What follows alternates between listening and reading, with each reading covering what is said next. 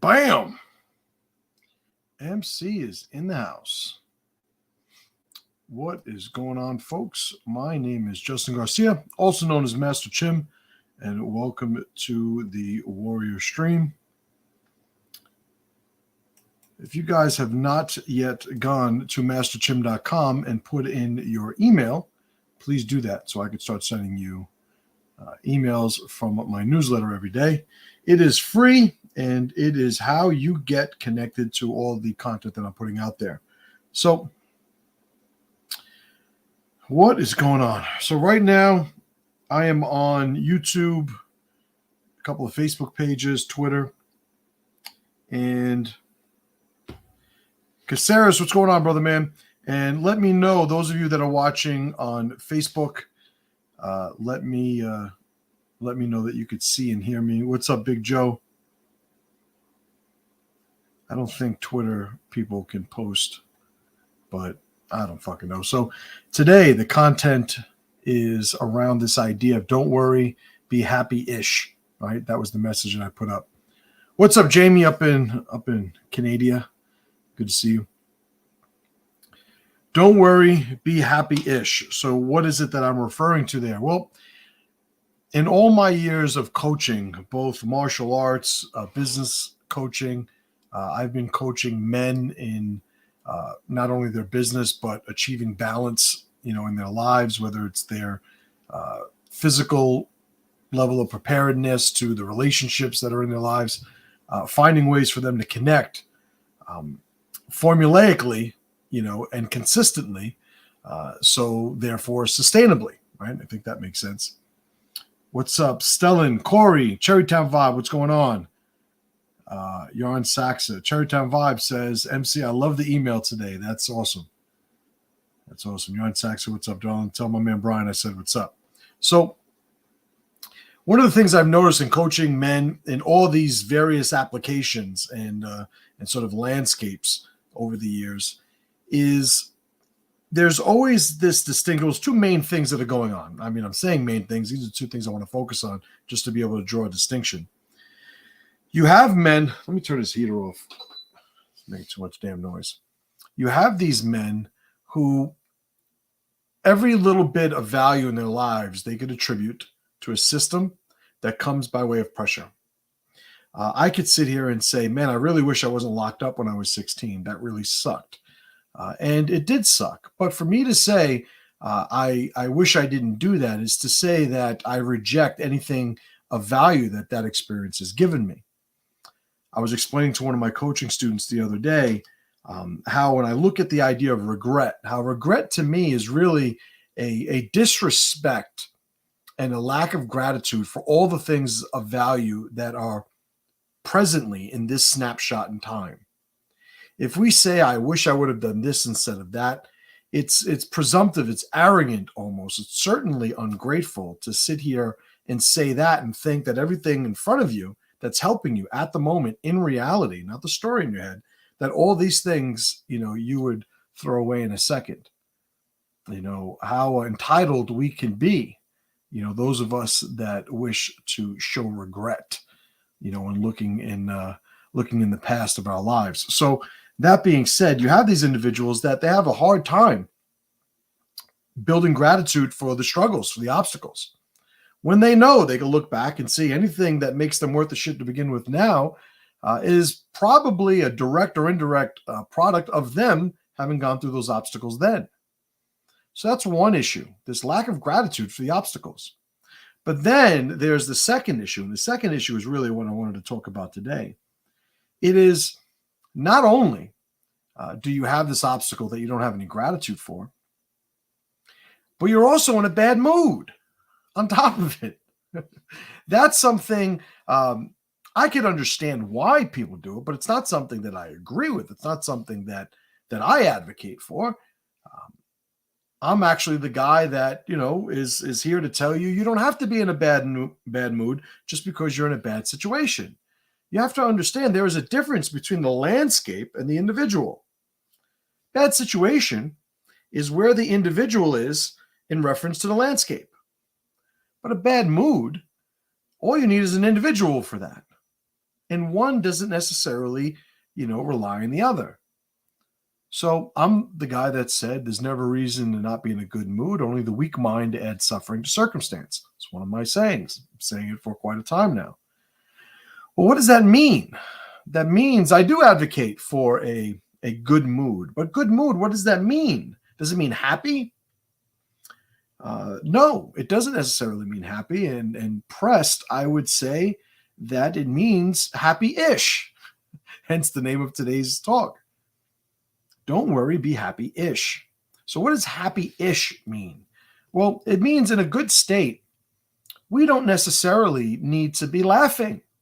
We don't need to have, big bright eyes and, be, just like skipping along. And to be in a good state, it really refers to being light in how much we are bearing in terms of stressors weighing us down. When we're in a good state, we are in a light state. We are not in a heavy state. In a light state, we're not carrying a lot. So therefore, whatever our ability to carry happens to be, we have full use of it because we're not bringing any baggage from any of the stories in our heads. So we're at our most capable when we're able to maintain a good state, when we can maintain the ability to remain happy-ish. I could say that, listen, if I'm going to be laughing and I'm in a good mood, those things make sense. But what if I am watching a movie where the underdog, overcomes and perseveres at the end?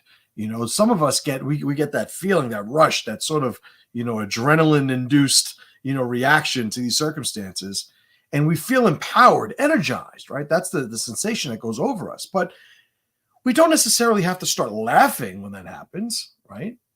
We could watch a great movie, and I'm just using that as an example, but we could watch a great movie and it can leave us in this state.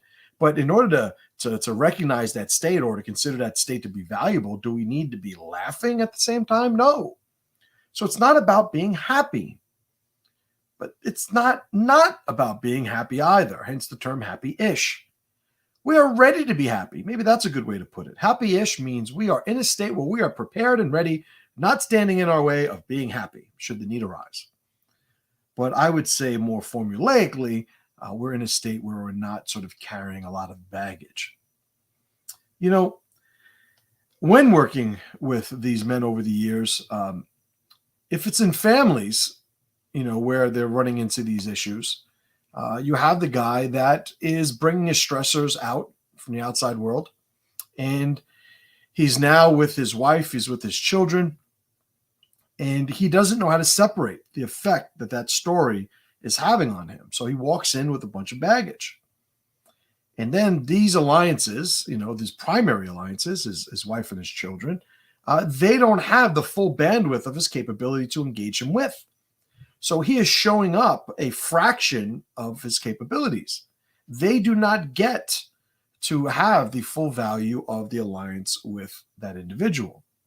So in a family, this is where I've discovered and have articulated to individuals where they have a problem. They run into these situations where they don't know how to change their state, and they think it's no big deal. Like, hey, if my house burnt down, I'm not supposed to be in a good mood. Well, my whole thing is, again, you meaning your house burnt down and you're going to be in a bad mood? Because if we're in a bad mood, we know shit looks worse right off the bat. So you're going to be in a bad situation and you're going to put yourself in a bad mood on top of it.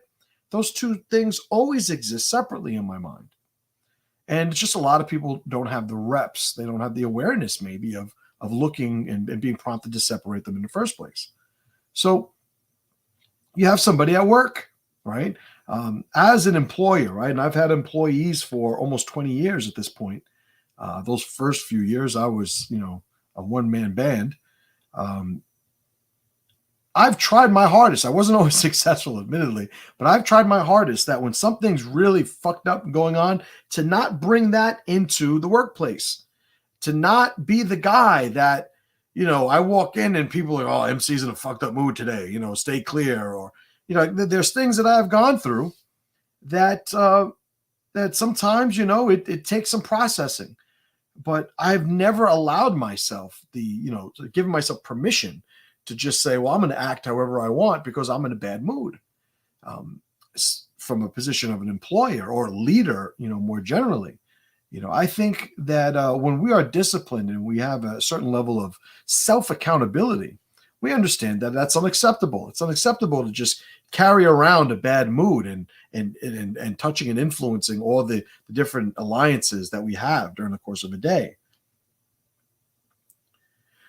So in family, it doesn't work because you bring that stuff home and they wind up having access to a fraction of who you are. Not fair to them, especially when there's literally not a problem in the room with you guys. It is them and the story in your head fighting for your capabilities, fighting for your bandwidth. So you assign a lion's share of it to the story that exists in your head, and those people that are in your face that actually matter only get a fraction of who you are. You show up unwilling to or unable to manage your state.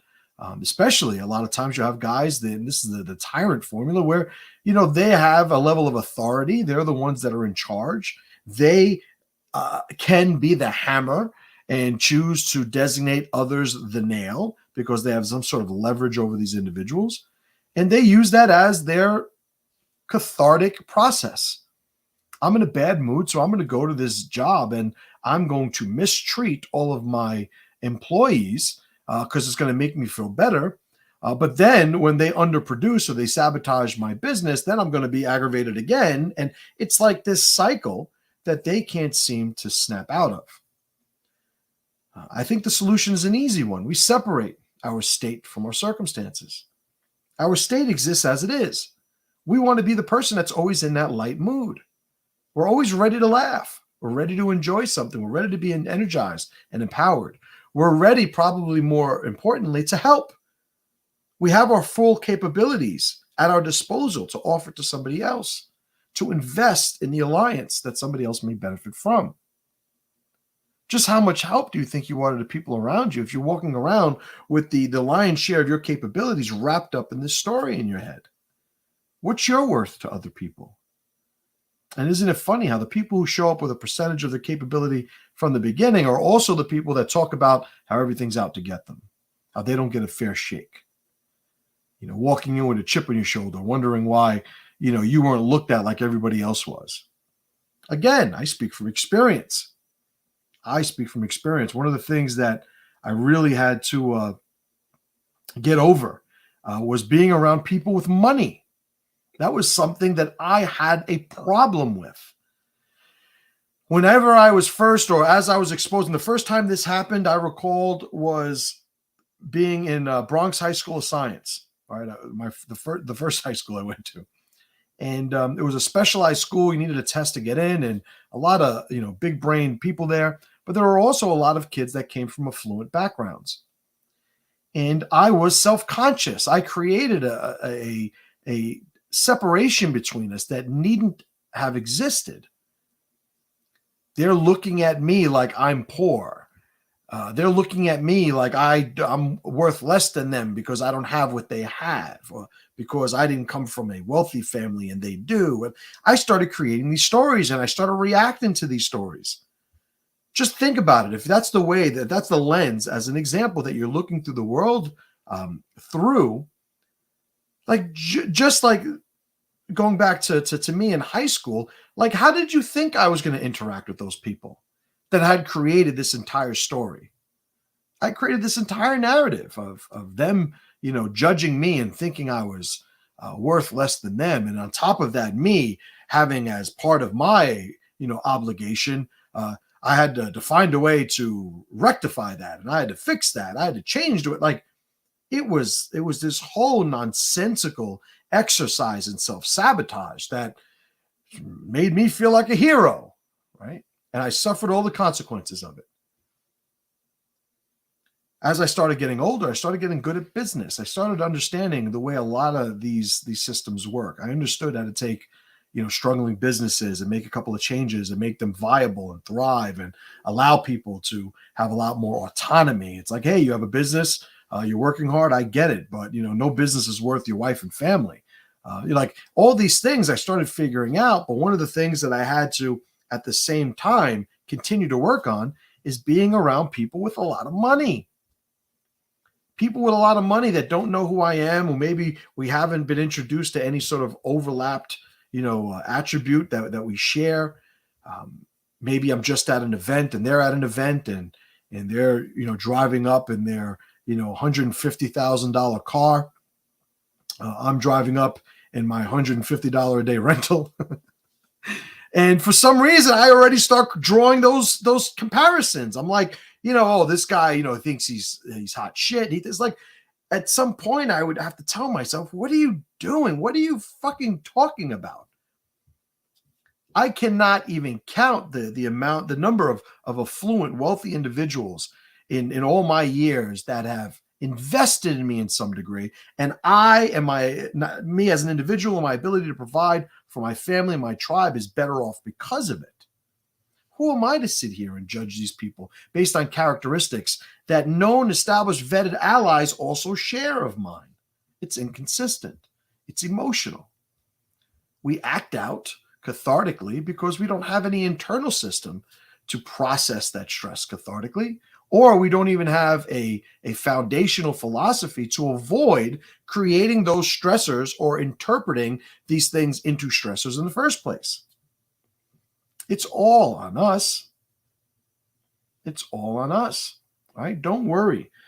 Don't worry, be happyish. Don't worry is, there's always going to be, and this isn't really where I want to focus, but it's worth at least covering the base. We don't want to be the guy that thinks he can control more than he can control. Because a lot of times what winds up happening in practical application is we're trying to control everything. We wind up not controlling the things that we're being held accountable for controlling in the first place.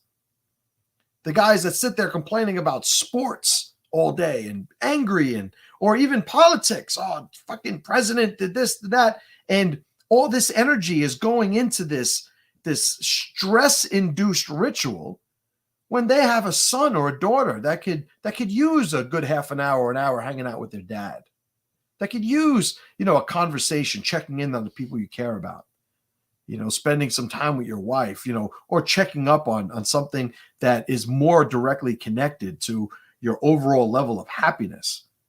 But no, we have these rituals that distract us. We worry about things that aren't under our control at the cost of the things we can. Be happyish. Sometimes I get it. Sometimes people, they get overwhelmed. Whatever their processes are for dealing with these stressors in their lives, sometimes these things just stack up faster than they can unstack them. I get that. But that's not to be conflated with those individuals that they have a philosophy that all they're looking to do is stack these things together. Because if they don't stack these stressors together, they don't have enough to create the story. And it's the story that their cathartic processes are attached to. I need the story. The only way that I could navigate this is if I have a bad guy, because then that makes me the good guy. And then I could be the hero. And then, this is the way that these people look at the problems. I've had too many people that I've helped, people who've owned million-dollar businesses, multi-million-dollar businesses, that I've had to meet with them in multiple sessions, just getting them to sleep at night. Okay, this is what you're going to do. This is, you're going to sleep. I just got my new, where are they? My new, I don't know if you guys are onto this, but I got my new, I had these before and I lost them, so I got a new pair. My blue light blocking glasses, right? My blue light blocking glasses. You know how many people I told to get these things? And they started getting a decent night's sleep, or at least a better night's sleep than they were getting before. And all of a sudden, all these issues that are attached to all these stories suddenly started falling by the wayside, just because they found out how to get some fucking sleep. These things are important to understand. There are certain limitations of the human body's design that we have to respect. I used to be a hell of a lot heavier than I am now. And when I was at my heaviest, everything was a problem. I was cranky. I was never getting good sleep.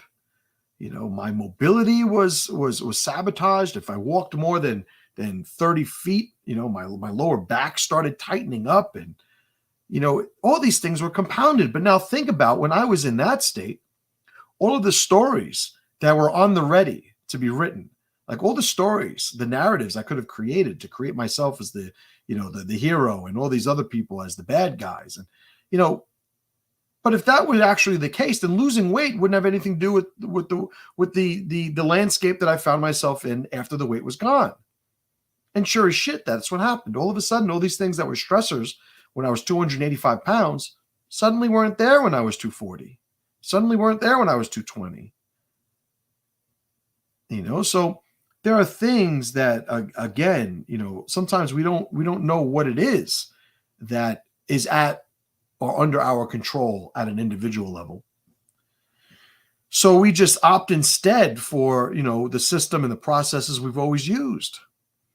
Can you believe this? Can you believe that they laid me off from work? Well, yeah, I can believe it. Why do you say that? Because they laid you off from work. I don't understand. Is this a fucking like a puzzle that I'll have to solve? Like, well, yeah. Well, they shouldn't have done that. Okay. Don't you need a job though? Like, how about we focus on that? And most people, they have this whole process that they need to do before they can go and do the things that they need to do. They got to complain about the job. They got to complain about how it was unfair. They got to complain about, oh, this guy he likes, and that was always his favorite. And, he broke this promise, and he broke. It's like, okay, yep. They sucked. They were mean to you. Yep. Oh, unfair, terrible. Oh, yeah, you're so valuable. All right, can you go find a job now? When you can control your state, that period of catharsis, right? That outpouring, that release, gets shorter and shorter, the better you get at taking accountability for your state. Remember, if your house burns down, the only way to make it worse is to also be in a bad mood. Most people, they think these things are supposed to be connected. Oh, I'm in a terrible mood. Why? It's like somebody's saying they're in a terrible mood. There's some irony in that. It's like the guy who's saying, I can't breathe. I don't want to get controversial. But if you're if somebody tells me they're in a bad mood, it's like, shouldn't you not be aware of being in a bad mood? Because once you're aware in a bad mood, isn't it kind of like up to you to just not be in a bad mood and do what's necessary to not be in a bad mood? Because somebody will say, I'm in a bad mood. And I'll say, why? And I'll say, my boss promoted the other guy instead of me. Well, what's the problem here? Is it that you're in a bad mood? Is that the boss promoted the other guy instead of you? Like, why did you lead with the mood? You should lead with the thing that needs to be rectified, right? That we could use some strategy to get by. But people often will lead with that because sharing that and it's part of their process. And I get it. Listen, reachable rungs. You got to climb your ladder. If you don't know how to look at life with a level of functional gratitude, then I guess you do what you can. You work toward being able to do that one day. I speak from experience. But when I look at individuals who want to do nothing but complain about their circumstances with absolutely no desire, ambition, aspiration of remedying these formulas. Some people, it's easy to say, wouldn't you want to be in a better marriage? And people will say, yeah. And when you get down to the root causes of what it is they're unhappy about, it's beyond. It transcends just a marriage. It transcends just a job. It has to do first and foremost with an individual's relationship with themselves. It's like, yeah, we could have bad partners. We could have a bad job. We could have a bad boss. These people, that happens. And that's not up to you. Like, you could be in a great state and still have a shitty job, still have a shitty boss, still have a shitty wife or a shitty husband. Like, those things could still happen. But again, I ask, you're going to have that shitty situation and be in a bad mood? It doesn't make sense to me. There are times where these things are stacked up and they sort of got away from me. And I'm at that point where I'm going to start being in a bad state or things like that. I have rituals to deal with that. Maybe it's unplugging. Maybe it's watching a TV show. Maybe it's going to the gym. Maybe it's hitting the bag. Maybe it's like it's a thing that some people would seemingly look as being disconnected from the cause of the stress. But one of the things I understand is that when I deal with that stress, the version of me I want dealing with that stress is the best possible version of me. So I know the priority needs to be in reclaiming my state. Because then they get full capability me dealing with that issue, not somebody who has just a fraction of that bandwidth to dedicate, to that problem. Let's get to some comments here. Jamie says, if one is in a bad situation, but they are good with what brought them there, they are content, if not happy per se. Right. And, we'd have to qualify even how we use terms like good and bad. Like, what is the context? This idea that something is bad, like some people think it's good to go to college. For some people, it might be. But there is not an inherent goodness to going to college. Sometimes there are better options. I know individuals that are, hundreds of thousands of dollars, at least a couple of individuals that are over $100,000 in debt because of an education that does absolutely nothing to add to their ability to provide for them and their families at this point. But that was the right thing to do. It was a good thing that they went. And there was never really an assessment of what those values were designed according to, like what's the context of something being good? What's the context of something being bad? So to quote Jamie there, if one is in a bad situation, but they're good with what brought them there, they're content, if not happy. I would say the contentment that comes from a bad situation could be looked at two ways. If it's a universally looked at bad situation, but they found a way to not, look at it as such, then maybe we should redefine the value of the situation. But conversely, if you have an individual who is in a bad situation, but it legitimately is a bad situation for them, meaning it's directed or leaning towards or moving toward a bad outcome for the individual, and they are still content, that's a different situation, right? So I think also worth mentioning is when I look to separate the state from the situation, from the circumstance, it does not speak to one's obligation in rectifying a bad or negative situation, because that's what you get too. Like the old saying is ignorance is bliss. And I remember being in my 20s, living in the Bronx, leaving my parents' house, going to work, or heading up to the train to travel wherever I was going, and seeing the guys that I know, here it is, 8 o'clock, 9 o'clock in the morning, and I'm going to work. When I got back 6, 7 at night, those guys would still be there. It'd be a different bottle of liquor that they're drinking. It'd be a different, a blunt that they're smoking. It'd be a different nonsensical story that they're, sharing with some other fucking loser. And they were happy, and there's something to be said for that type of happiness. But there they are in a bad situation by my standards, and they don't see themselves as being in one. So obviously there is some nuance to understanding the relationship of these different variables.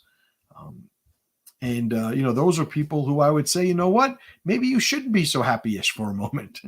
Maybe you should actually prompt some sort of stress response to remind yourself that some change needs to happen, right? Joseph writes, the amount of tension the body can hold and ignore is astounding. Being able to consciously relax releases a lot of baggage. That's right. And, there's a couple of different ways you can look at it. Number one, you can, and this is a lot of my bucket model, system. If you guys have ever seen that power program. Number one, you try to not accumulate a lot of baggage to begin with. Number two, you try to change the currency that you are assigning the weight of these things as they happen to you. Some people lose their girlfriend and they suck their teeth. They're pissed off. They say, that bitch, And then they go find another girlfriend. Other guys lose their girlfriend, they jump off a fucking roof. It's the same act, but the currency that each one assigns to that act is different, and it affects people differently. So it's lowering the currency of those stressors. And then the third thing would be, well, how, once you have it, what rituals do you have to allow it to dissipate? How do you get rid of that? Sometimes it's a good cry. Sometimes it's unplugging. Years ago, I had a friend of mine who killed himself. And this guy had a wife and two young children.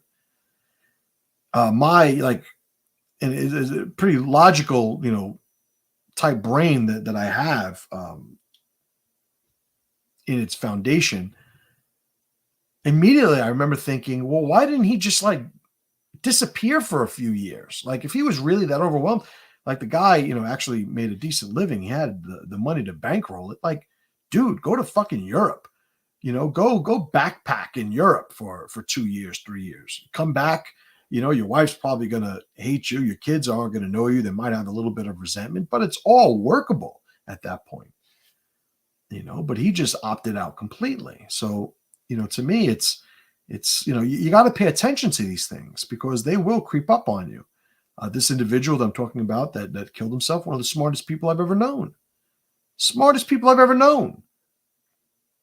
But it's bad formulas. And sometimes that's all it takes.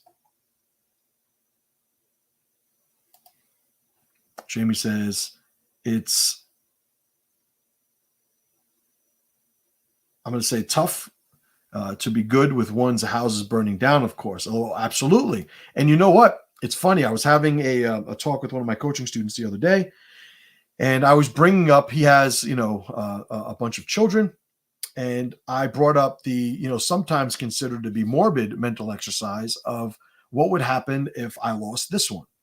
What would I do? What would happen if I lost this one? What would I do? And I don't mean lose them in a mall, right? I'm even, somewhat censoring the full exercise for the sake of this video. But I think you guys are tracking. And it's like, have you ever considered that? And you would think, well, what's the value of considering that? And I would say, get a rep of it so that, chance forbid, that type of situation ever presents itself. You're not done. You're not broken. And it's part of training. And I would say as a father, as a parent, there is that level of accountability that we need to be attached to. It's like, well, I have 4 children. If I were to lose one of my children, what am I supposed to do? The answer is take care to the best of my ability, my 3 children. And it could be cold, crass, overly logical. We could say whatever it is, but I still look at it as my responsibility to at least train myself in a rep of considering what that would look like. Why? Because I don't want a situation to present itself where I'm broken. There are too many people that count on me. Johnny Groob says, MC, never go to work pissed or go home pissed. Exercise before work, put you in a great mood, and reading something positive when you wake up. And I absolutely agree. And there are so many rituals that we could stay connected to that have nothing to do, again, directly with the stressors in our environment. And people need to learn to separate themselves from their situation, from their circumstances. If something bad happens, the way to make it worse is to allow that bad thing to also put you in a bad mood. You have to separate those things. And if we look at it as we have some accountability for what we're doing at an individual scale, it's like we start thinking of rituals to perform at that individual scale. So we don't have to include any of those things that are stressing us out. We can get some sleep. We can move. We could exercise. We could make sure the input reflects our desired output.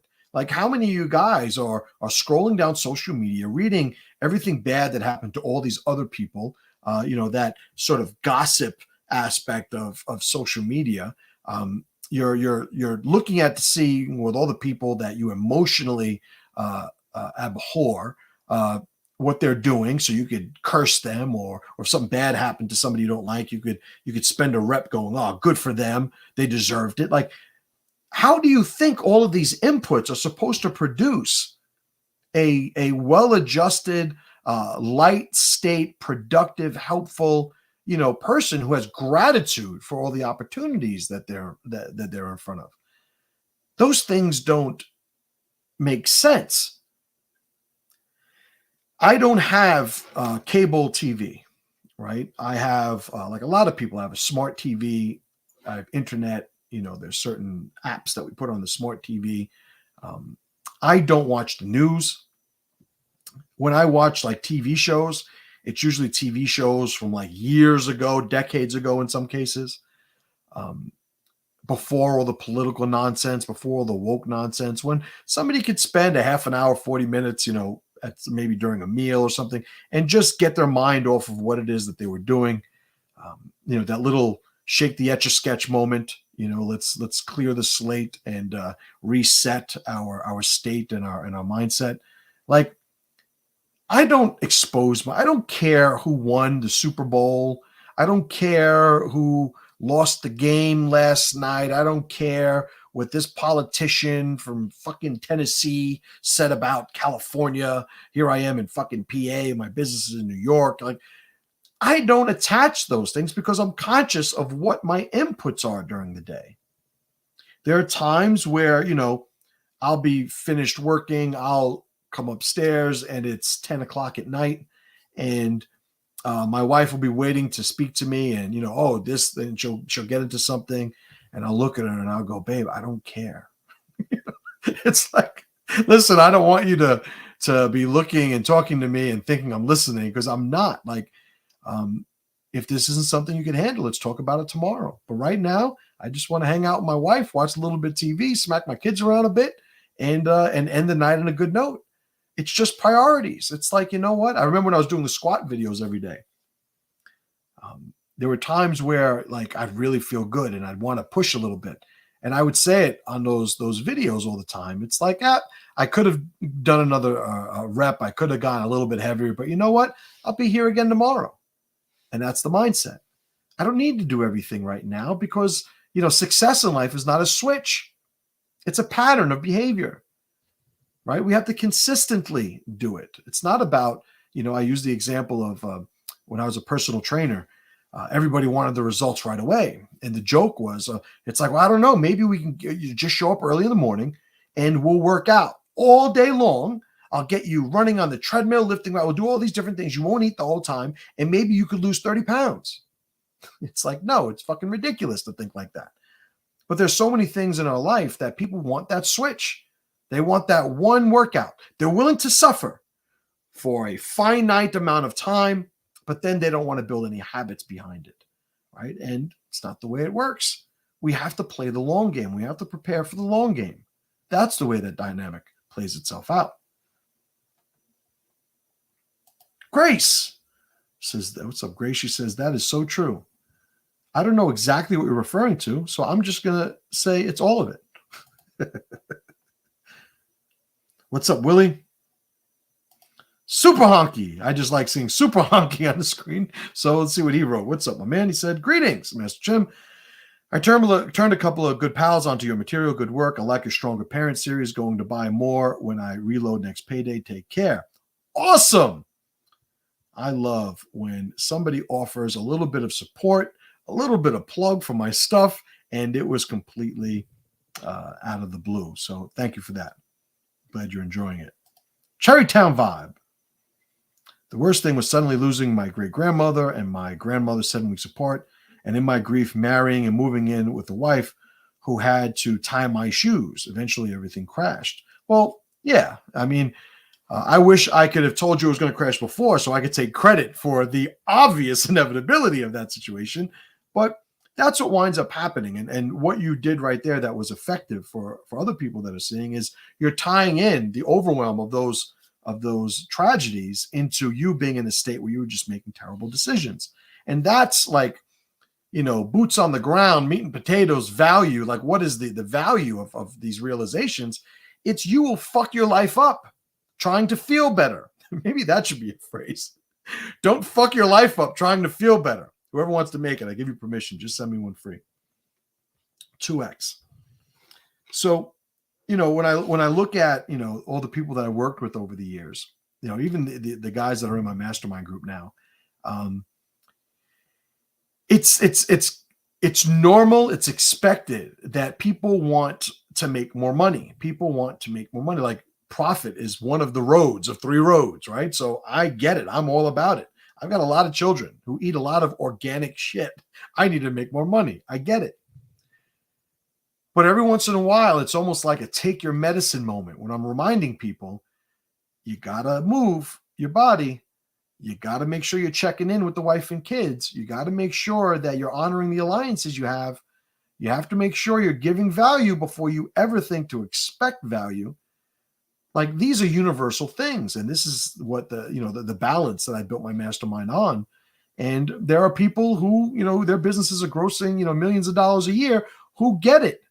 And they get it because they've put everything in that one basket of making more money, and everything else was falling apart.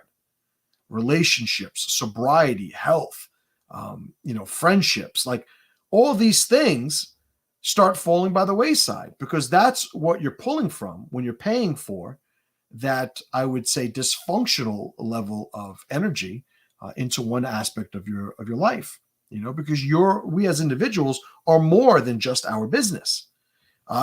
Different application, same concept. The guy who just wants to hang out with his wife all day, just wants to, watch TV, wrestle a little bit a couple times a day, and doesn't want to fucking go to work, he's in just as bad a situation, right?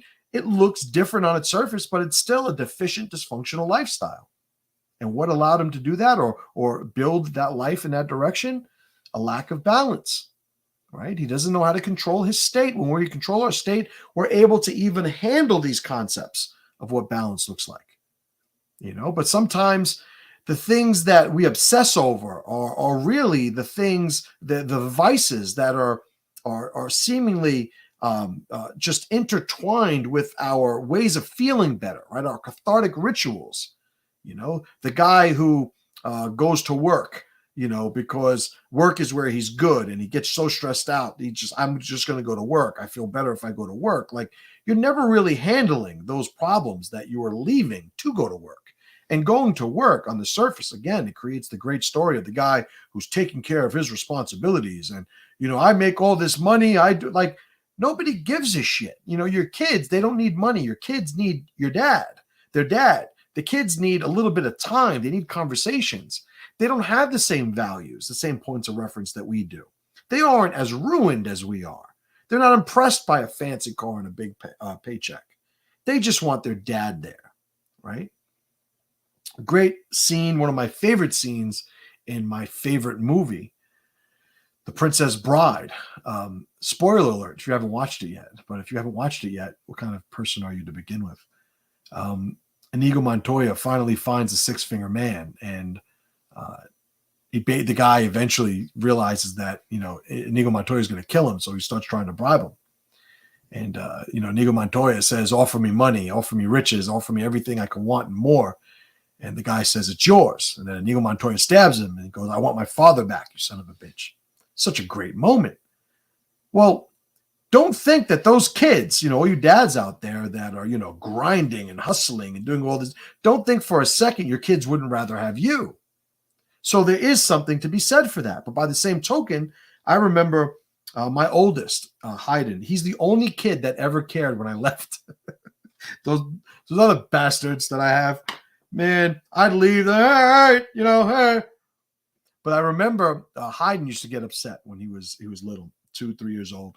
And the first reaction that my wife had, very normal one, like, "All right, I'll keep him busy. You go." And, and I said, no, very early on, I knew that they had to understand, like, Daddy's going to work, and I bust the other one's chops for never caring. But there is something to be said for that was the culture by the time they started maturing, but for Hayden, I had to tell him, no, Daddy's going to work, because that's what men do.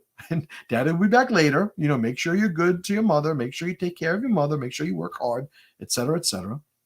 And I left because that's the balance. Like, listen, there have been times where I am spending too much time with my kids. And it's like, all right, get your ass to the gym. All right, get back to the business. All right, do a little bit of work. So it's not supposed to be permanently just fixed. Again, it's a process, right? It's a cycle. Movement is mandatory. This is what makes it exciting. This is the movement that we discover our deficiencies. We evolve in different directions while maintaining balance, right?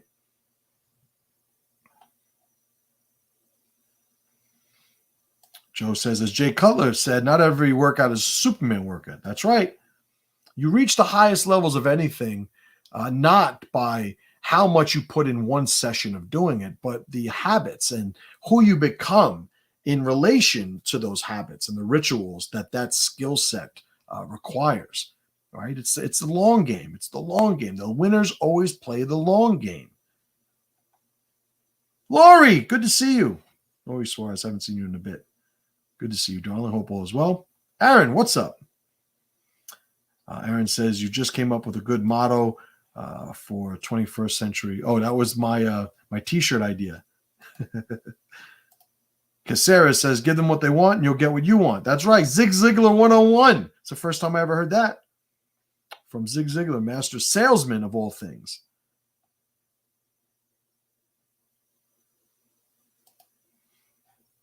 Don't fuck your life up trying to make that. I'll tell you right now, somebody wants to make that shirt. I don't know if the service that I make shirts with will allow me to make that shirt, but you want to make it, just send me one. Right on. All right, guys, went over a bunch of stuff. I think I got everything out that I wanted to on that topic. If you guys have not yet signed up for the email list, please do so. MasterChim.com, put your email in, you get emails every day. Sometimes I write emails that are pretty much completely overlapped with who I want listening to my stuff in the first place. So I won't get offended if you sign up and after a week or so you opt out because you're like, no, this guy is fucking crazy. I'm not crazy, or maybe I am crazy, but crazy to you. But to a lot of other people, I am the right kind of crazy. And those people, I want to make sure you're connected to the list. So for me, it just makes sense to tell everybody to sign up. And it's free. And if you like it, stay. If you don't, you can opt out. I won't get offended. But I'm going to stop it there. I appreciate you guys. I appreciate you guys spending the time with me. I know you guys got stuff going on, so don't think I'm not grateful for it. And I'll be here next week. And as always, brothers and sisters, pressure to power.